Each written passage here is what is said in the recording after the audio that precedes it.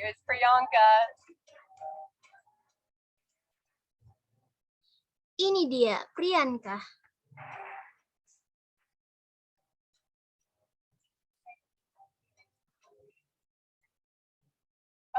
Good afternoon, everyone. I'm gonna just keep it here. Selamat siang semua. Good afternoon, everybody. This is Ava. She's 16 years old. Selamat siang semua. Dia adalah Ava. Dia berumur 16 tahun.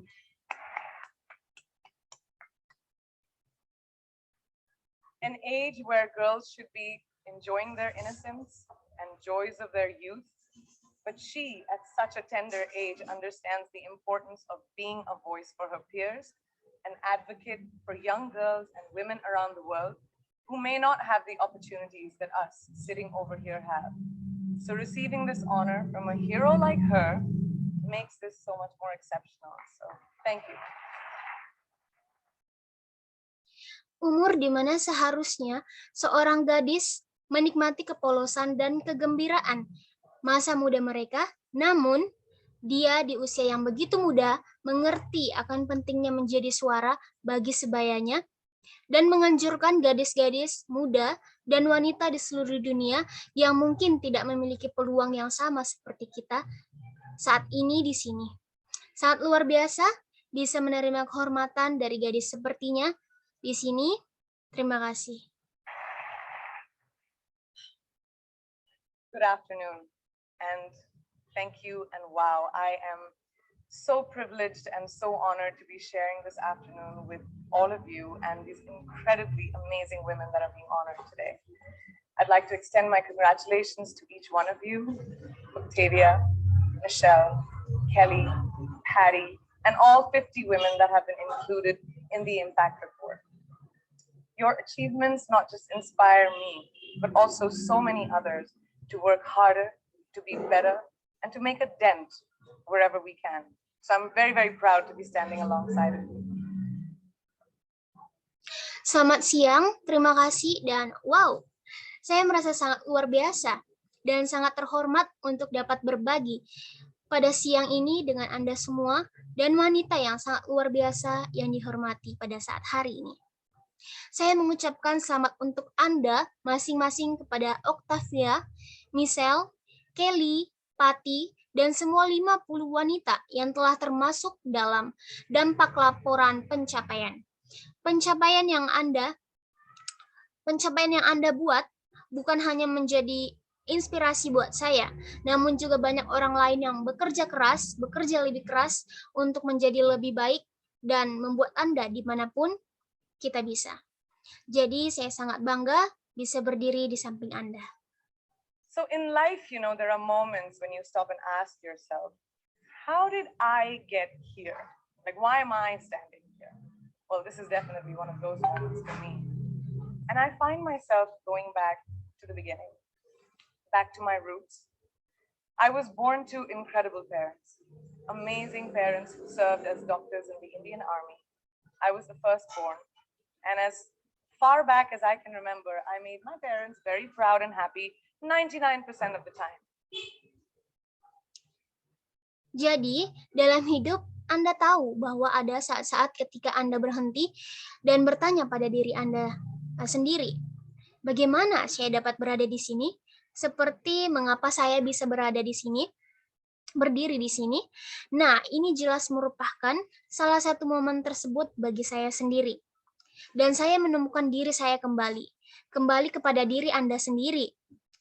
Saya lahir dari orang tua yang luar biasa. Orang tua luar biasa yang berprofesi sebagai dokter di tentara India. Saya adalah anak pertama, dan sejauh yang saya ingat, saya membuat orang tua saya bangga dan bahagia 99% dari waktunya. Okay, slight exaggerations of personal achievements are allowed from time to time, don't you think? My brother was born a few years later, and even then, nothing changed for me. Oke, sedikit berlebihan dari pencapaian pribadi yang diperbolehkan. Bukankah begitu? Saudara laki-laki saya lahir beberapa tahun kemudian, dan selama itu pun tidak ada hal yang berubah bagi saya. We were both given equal opportunities, and I want to emphasize this. I want to really emphasize this for you because I don't think a lot of people might understand that being equal might seem very normal. But where I come from, India, and a lot of developing countries around the world, more often than not, this is an exception. Kita berdua mendapatkan kesempatan yang sama, dan saya ingin menekankan ini untuk Anda semua. Karena saya berpikir bahwa mungkin banyak orang tidak mengerti terlihat setara sangatlah normal. Tetapi di mana saya berasal, yaitu dari India, dan banyak negara berkembang di seluruh dunia lebih sering dari tidak. Ini adalah sebuah pengecualian. It's actually a privilege. My first experience of the glaring disparity between boys and girls came at a very, very young age.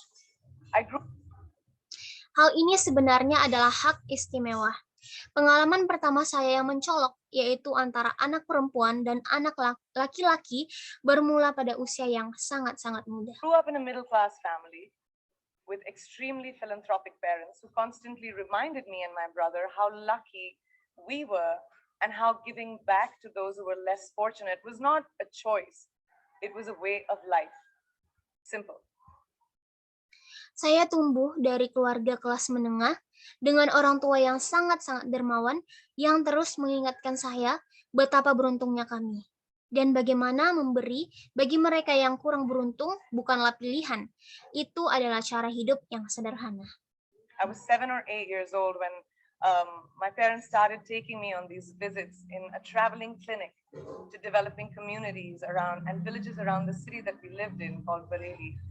We were packed into this ambulance and my parents would provide free medical care to people who couldn't afford it. My job at the age of 8 was assistant pharmacist. So I would count all the medicines, put them in an envelope and give it out to patients. And I really took my job very seriously. Very seriously. Saya berumur 7 atau 8 tahun saat orang tua saya mengajak ke sebuah kunjungan klinik berjalan untuk pengembangan komunitas sekitar dan pedesaan sekitar kota di mana saya tinggal, yaitu bernama Kota Verli. Kami berkemas dalam ambulan, dan orang tua saya menyediakan perawatan medis yang gratis untuk mereka yang tidak mampu. Pekerjaan saya saat itu, mungkin saya berusia sekitar 8 tahun, yaitu sebagai asisten apoteker. Jadi, saya akan menghitung semua obat dan meletakkannya ke dalam amplop, dan memberikannya kepada seluruh pasien yang ada. Dan saya mengerjakan hal ini dengan sangat-sangat serius. But the more I went on these expeditions, the more I began to notice the simplest things that distinguished a boy from a girl or a man from a woman. For example, girls were pulled out of school when they hit puberty because they were considered ready for marriage and babies. That's 12 and 13, while boys still enjoyed their childhood. Or basic human rights, such as healthcare, were denied just because they were women. Tetapi, saat semakin jauh saya melakukan ekspedisi ini, semakin saya memperhatikan hal-hal yang paling sederhana yang membedakan anak laki-laki dan anak perempuan, atau lelaki dari wanita. Misalnya, perempuan dikeluarkan dari sekolah ketika mereka pubertas, karena mereka dianggap siap untuk menikah dan memiliki bayi. Itu sekitar 12 atau 13 tahun. Sementara pada anak laki-laki masih menikmati masa kecilnya. Hak asasi manusia seperti perawatan kesehatan ditolak hanya karena mereka merupakan seorang perempuan. Let's call this whole experience trigger number 1 for me. Fast forward a few years and many triggers in between. Like a producer director, for example, early on in my career, I must have been about 18 or 19, telling me that if I didn't agree to the ridiculous terms or painfully low salary in his movie, that he would just replace me. Because girls are replaceable in the entertainment business. That was a memorable one. It made me decide to make myself irreplaceable. Mari kita sebut seluruh pengalaman ini sebagai pemicu nomor 1 bagi saya. Maju ke beberapa tahun kemudian, dengan berbagai pemicu lainnya, seperti produser sutradara. Contohnya di awal karir saya, mungkin saat saya berumur 18 atau 19 tahun, beliau berkata kepada saya bahwa jika saya tidak setuju dengan persyaratan konyol atau gaji yang rendah dalam filmnya, maka dia akan mengganti saya karena perempuan, katanya, tergantikan di dalam dunia entertainment. Itu adalah hal buruk yang tak terlupakan. Itu membuat saya menjadi diri saya yang tidak dapat tergantikan. But I think what really moved the needle for me and ultimately led me to create the Priyanka Chopra Foundation for Health and Education, and around the same time partner with UNICEF, was an encounter with my housekeeper's daughter. About 12 years ago, I came home from set early one day and she was sitting in my library reading a book. And she must have been 8 or 9 years old, and I knew she loved reading. Namun saya rasa hal yang benar-benar mengubah saya dan akhirnya membuat Priyanka Chopra Foundation untuk Kesehatan dan Pendidikan, dan pada saat yang sama bekerja sama dengan UNICEF, adalah sebuah pertemuan saya dengan anak penjaga rumah saya, yaitu anak perempuannya yang berumur sekitar 12 tahun saat itu. Saya pulang syuting lebih awal. Di hari itu saya pulang syuting lebih awal dan dia sedang duduk membaca buku di ruang buku saya. Dan dia mungkin berumur 8 atau 9 tahun dan saya tahu bahwa dia sangat suka membaca. So I asked her, I was like, it's a weekday, why aren't you in school? And she said, oh, I don't go to school anymore. So I went and asked her mother and I said, why isn't she in school? And her mom said that her family couldn't afford to send her and her brothers to school, so they chose the boys.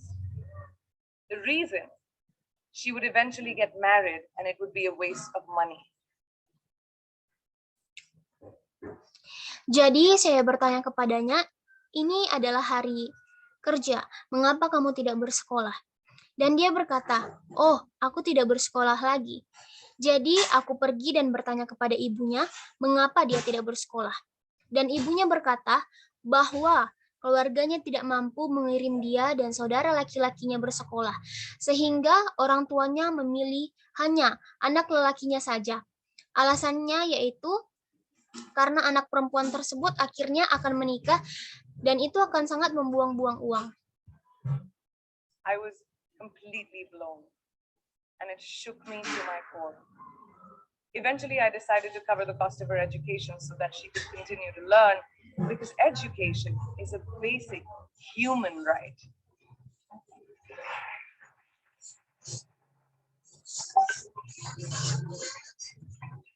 And a huge necessity, especially today. From that point on, I was determined to make a difference in as many children's lives as I could, in whatever big or small way that I could contribute.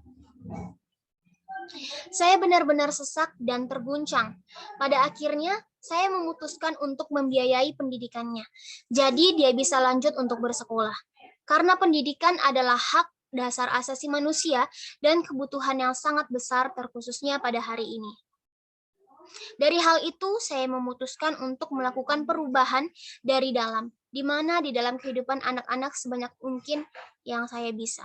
There's a really, really beautiful quote that I read recently, and I think it's absolutely appropriate to explain what I'm trying to say today. The hand that rocks the cradle, the procreator, the mother of tomorrow, a woman shapes the destiny of civilization. Such is the tragic irony of fate that a beautiful creation such as a girl child is today one of the gravest concerns facing humanity. Girls have the power to change the world.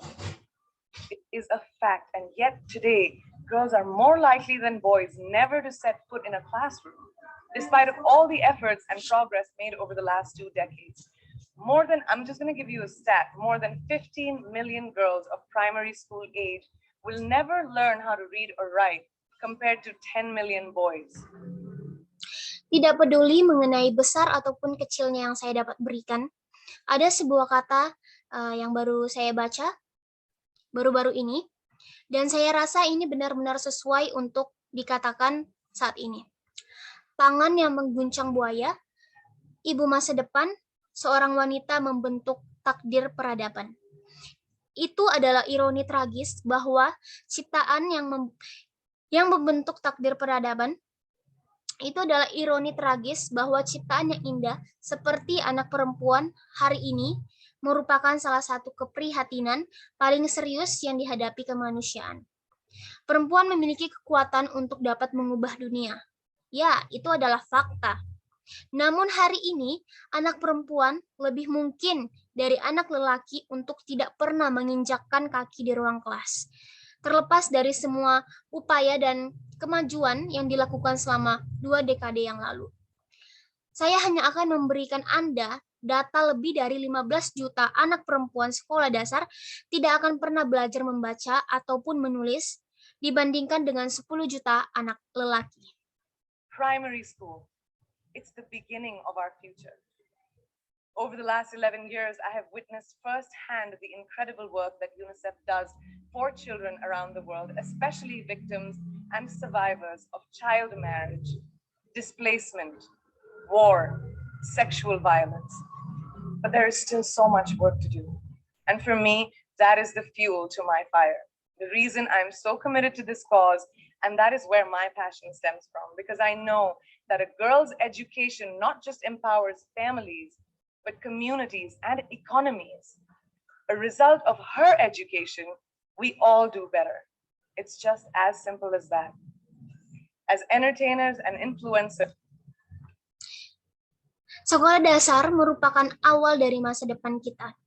Selama 11 tahun terakhir, saya telah menyaksikan secara langsung pekerjaan luar biasa yang dilakukan UNICEF untuk anak-anak di seluruh dunia, terutama pada korban dan penyintas, menikah muda, perpindahan, perang, pelecehan seksual. Tetapi masih banyak pekerjaan yang harus dilakukan. Dan bagi saya itu adalah bahan bakar bagi api saya sendiri. Alasan saya sangat berkomitmen untuk tujuan ini dan dari situlah gairah saya berasal. Karena saya tahu bahwa pendidikan perempuan tidak hanya untuk memberdayakan keluarga saja, namun komunitas dan ekonomi pun. Hasil dari pendidikannya, ya kita semua berbuat baik. Hanya sesederhana itu saja. Sitting in this room, I feel that it's our social responsibility to be a voice for the voiceless, which is why I applaud each and every woman in this room for being such a badass. Sebagai penghibur dan influencer, duduk di ruangan ini merupakan tanggung jawab sosial kita semua untuk mencapai suara bagi yang tidak bersuara. Itulah sebabnya saya memuji setiap wanita yang ada di ruangan ini karena telah menjadi orang-orang yang sangat keren.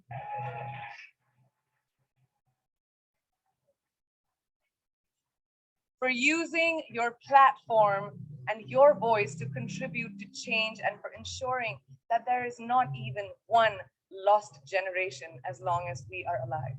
I'd like to thank Variety and all of you for encouraging me and all of us in this room to keep going and fighting on. Thank you so much. Untuk menggunakan platform dan suara Anda untuk berkontribusi pada perubahan dan untuk memastikan bahwa tidak ada satu generasi pun yang hilang selama kita hidup. Saya berterima kasih kepada semua keberagaman dan Anda para hadirin semua untuk mendorong saya dan kita semua dalam ruangan ini untuk tetap maju dan berjuang. Terima kasih banyak.